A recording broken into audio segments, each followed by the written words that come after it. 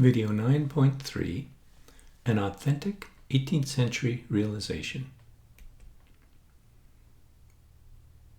Here we have a partimento by Francesco Durante.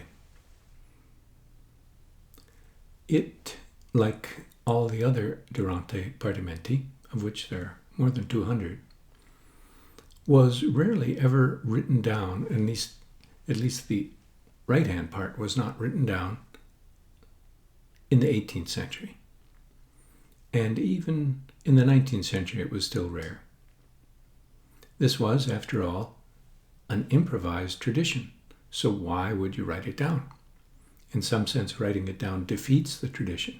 Nonetheless, there are a couple cases. 10 years ago, only 2 cases in the entire 18th century were known.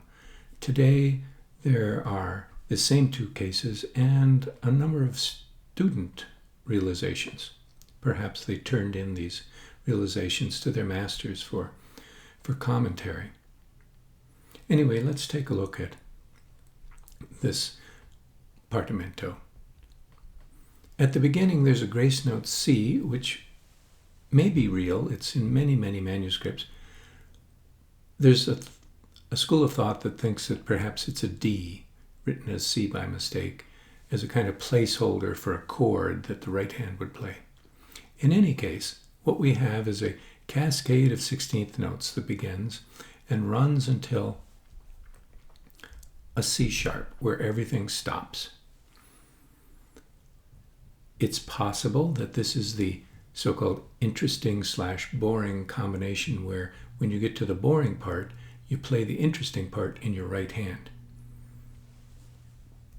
Similarly, there's active 8th notes followed by a quiet, boring part, then active 8th notes. It turns out that in both these cases, that hunch is correct. Let's listen to an authentic 18th century realization.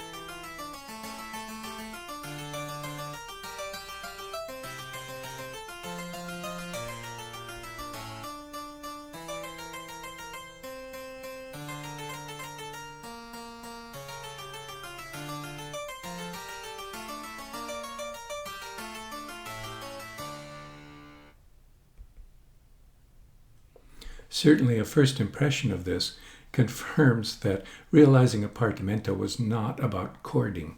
It was not about block harmonic elements supporting melodic elements. Everything is melodic. It's counterpoint.